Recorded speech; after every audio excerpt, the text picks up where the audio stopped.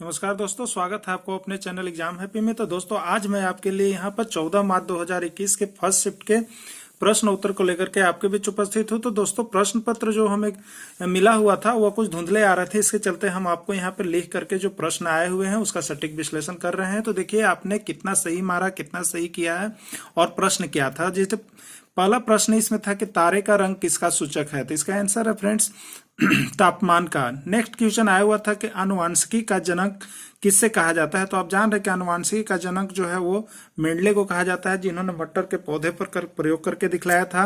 Next question आया हुआ था आपका कि नाजीवाद का संस्थापक कौन था, नाजीवाद का संस्थापक कौन था। तो देखिए फ्रेंड्स इसका आंसर है एडोल्फ हिटलर, यानी नाजीवाद का संस्थापक कौन थे, हिटलर थे, और इनको पूरा हम लोग एडोल्फ हिटलर के नाम से जानते थे। नेक्स्ट क्वेश्चन आया हुआ था विटामिन सी की कमी से कौन सा रोग होता है, तो विटामिन सी की कमी से कौन सा रोग होता है ये पूछा गया था। तो इसका आंसर है फ्रेंड्स स्कर्वी। आइए नेक्स्ट क्वेश्चन देख लेते हैं। यहाँ पे अगला प्रश्न है पानी का अधिकतम घनत्व कितना होता है, तो पानी का अधिकतम घनत्व अगर यह प्रश्न आया होगा फ्रेंड्स तो इसका आंसर होगा 4 डिग्री सेल्सियस। नेक्स्ट प्रश्न है भारत के गुट निरपेक्ष से संबंधित नेता कौन थे, यानी गुट निरपेक्ष आंदोलन के संबंधित जो प्रधान नेता थे वो कौन थे, तो उसका आंसर है आपका पंडित जवाहरलाल नेहरू। आइए नेक्स्ट प्रश्न है आईएफएससी कोड कितने अंकों का होता है, तो फ्रेंड्स आप जब भी पासबुक को देखते होते हैं तो उसमें आईएफएससी कोड लिखा हुआ रहता है, वह जो होता है 11 डिजिट का होता है। नेक्स्ट है वर्ष 2019 में चावल का उत्पादन सबसे ज्यादा कहाँ हुआ था, तो आप जान रहे हैं कि चावल के उत्पादन में सबसे अग्रणी जो राज्य है वो है आपका पश्चिम बंगाल, और 2019 में भी चावल के उत्पादन में सबसे ज्यादा जो हुआ था वो फ्रेंड्स आपका पश्चिम बंगाल में ही हुआ था। चलिए नेक्स्ट है राज्य की उत्पत्ति का प्राचीन सिद्धांत कौन है, यह प्रश्न आया हुआ है। तो इस जो सिद्धांत है आपका वो सबसे माना जाता है प्राचीन सिद्धांत, वो आपका है दैवी सिद्धांत।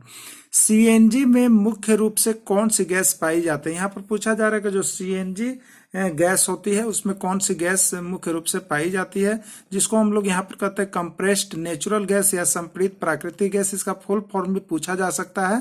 तो सीएनजी का मतलब होता है कंप्रेस्ड नेचुरल गैस या संपीड़ित प्राकृतिक गैस के नाम से जाना जाता है। इसको आप देख लीजिएगा। तो इसमें मीथेन होता है। कौन सा गैस मुख्य रूप से पाया जाता है फ्रेंड्स, तो इसमें मुख्य रूप से मीथेन गैस पाया जाता है। चलिए नेक्स्ट प्रश्न क्या आया हुआ था, चरक किसके समकालीन थे, तो यहाँ पे चरक के बारे में पूछा जाता है। जो चरक यहाँ पर वैद्य थे और आयुर्वेद से संबंध रखते थे वो चरक थे। जो इतिहास का प्रश्न है आपका तो किसके समकालीन थे, तो कनिष्क के समकालीन थे। इसका एक ट्रिक भी हमने आपको बताया हुआ था कि किसका वैन चला, यानी हमने जो भी जीके आपको पढ़ाया हुआ था वो सभी ट्रिक से पढ़ाया हुआ था। तो किसका वैन चला यानी भी से होता है यहाँ पर वैन चला, और कनिष्क हो गया वसुमित्र अशुघोष और कनिष्क, ये सब किसके समकालीन थे, चरक के समकालीन है। ठीक है, तो इसका आंसर क्या हो जाएगा फ्रेंड्स, कनिष्क हो जाएगा। चलिए नेक्स्ट क्वेश्चन देख लेते हैं क्या आया हुआ था। नेक्स्ट क्वेश्चन है तांबा का तीसरा उत्पादक राज्य कौन है, तो तांबा का तीसरा उत्पादक राज्य जो है फ्रेंड्स वो आपका है झारखंड। तो इसमें सबसे पहला जो है तांबा के लिए मध्य प्रदेश है, दूसरा कौन है राजस्थान, और तीसरा झारखंड। तो आप में से जिन लोगों ने झारखंड को मारा है वह आपका आंसर सही है। नेक्स्ट प्रश्न है आपका विश्वेश्वरैया लौह इस्पात लिमिटेड कहाँ है। ठीक है, विश्वेश्वरैया लौह इस्पात लिमिटेड कहाँ है यह पूछा गया है। तो आप यह जान जाइए कि विश्वेश्वरैया जो है लौह इस्पात लिमिटेड जो है वो आपका कर्नाटक राज्य में पड़ता है।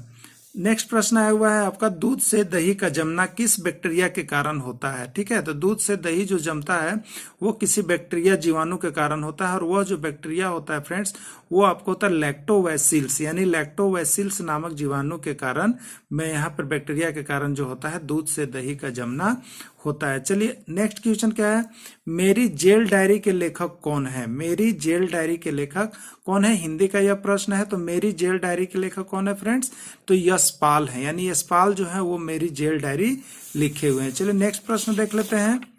आपका अगला प्रश्न आया हुआ है यहाँ पे एक दीक्षांत भाषण किसने लिखा था, एक दीक्षांत भाषण किसने लिखा था, तो यह भाषण जो लिखा हुआ था एक दीक्षांत भाषण वो हरिशंकर परसाई के द्वारा लिखा गया था। यह हिंदी का आपका प्रश्न पूछा गया था।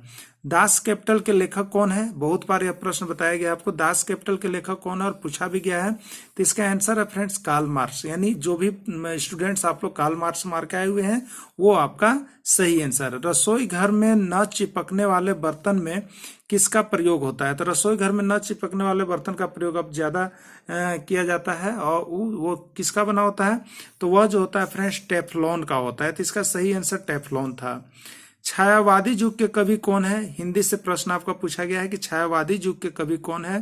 तो जयशंकर प्रसाद को यहाँ पर छायावादी युग का कवि माना जाता है। तो जयशंकर प्रसाद जो होंगे इसका आंसर होगा। और जो भी फ्रेंड्स यहाँ पे जयशंकर प्रसाद को मारे हुए हैं वो आपका आंसर सही है। चलिए नेक्स्ट प्रश्न देख लीजिए क्या आया हुआ था।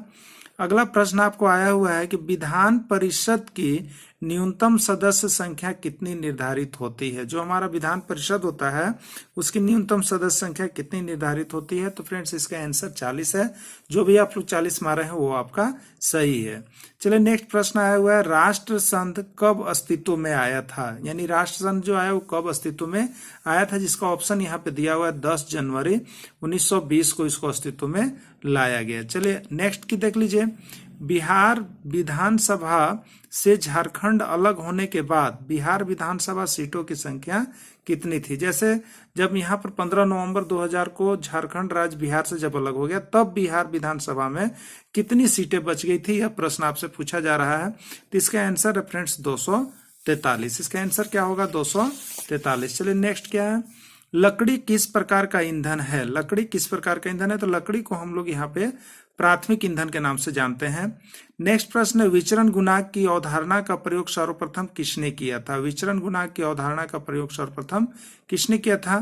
तो यह जो इसका ऑप्शन है फ्रेंड्स वो कार्ल पियर्सन है। तो इस तरह से आप यदि बिहार पुलिस और बिहार से जुड़े या एसएससी जीडी की तैयारी करना चाहते हैं तो आप हमारे चैनल से जुड़ करके तैयारी कर सकते हैं। Thanks for watching this video. फिर हम मिलेंगे आपसे इसी तरह का नेक्स्ट वीडियो लेकर के।